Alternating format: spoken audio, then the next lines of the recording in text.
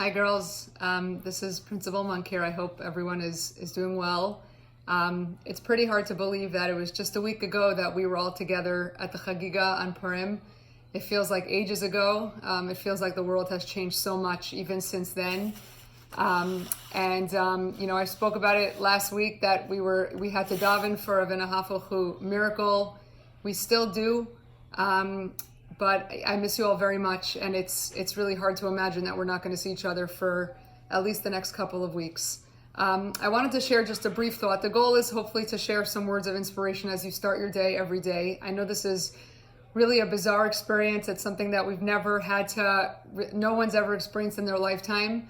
But I wanted to share just a brief thought, hopefully a little bit of inspiration. We just passed Purim, just again, less than a week ago, still hard to believe.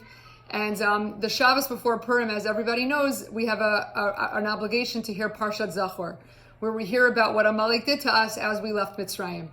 And the question really is why such a strong mitzvah to remember Amalek in specific, right? There's been so many nations that have tried to destroy us, that have tried to hurt us. Why do we have this? Why does the Torah go out of its way to point out specifically Amalek?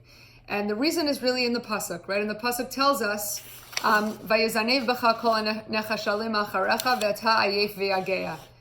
came after you at the worst time. They came after Bnei Israel. They came after us, I should say, at the worst time. Bnei Israel were vulnerable. They were exhausted. They were weary. They were fatigued. They had nothing left. They had just left Mitzrayim. They had just came across the Yam Suf. They were going from place to place. They were journeying. They were still in a slave's mentality. They were at the worst possible moment to be attacked, and Amalek specifically took advantage of them specifically because they were vulnerable. And that's like an extra level of cruelty. It's never nice to attack anybody, but to go after a nation when they're at their lowest point, when they're at their weakest point, that's why we have to remember it. We have to remember that you can never take advantage of people when they're at their most vulnerable state.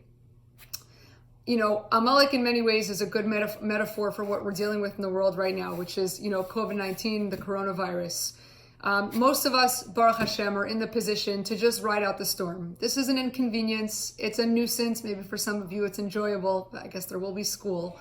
This is just, it's a few weeks at home that could get, boring. You could want to get out of the house. You could want to see your friends, but okay, it's just inconvenient.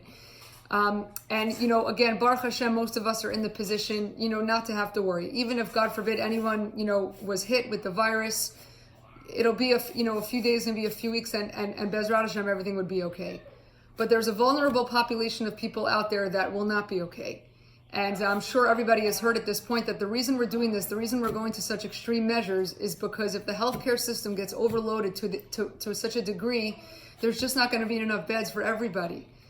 For those that need to be hospitalized, for those that need to be in an ICU, on a ventilator to help them breathe, there's just not going to be enough. I saw today that the governor of New York, Governor Cuomo, said that there's only 600 beds left in the ICU. 600 in the whole New York. So this is why we're doing this. We're closing down, we're social distancing, whatever you want to call it, so that we can protect those who are vulnerable. And again, it's the highest display of cruelty to go after those who are vulnerable, and thank God none of us are doing that outwardly. But it is our responsibility, I believe, to make sure we stay home, we stay put, we wash our hands, we do what we're supposed to do as much as we possibly can, because people's lives are in all of our hands, and it's a tremendous responsibility on our part to make sure that we protect those who are especially vulnerable to this virus that's going around. So this is really an opportunity the next few weeks for two things. Number one is to discipline ourselves, and to discipline ourselves simply out of care for other people. I can't remember a moment in my life where I had to be so strict with myself, having almost nothing to do with me, but having to do with other people. Of course, having to do with my family, of course, but having to do with others. We have to protect others, and we have to discipline ourselves in order to protect others. This is an opportunity for us to grow in care and concern for other people. That's number one. And the other opportunity this is to strengthen our emunah. At this point, the only thing we could do is daven. Is to obviously to protect yourself, to be smart, to do your hishtadlut, to be hygienic, and etc.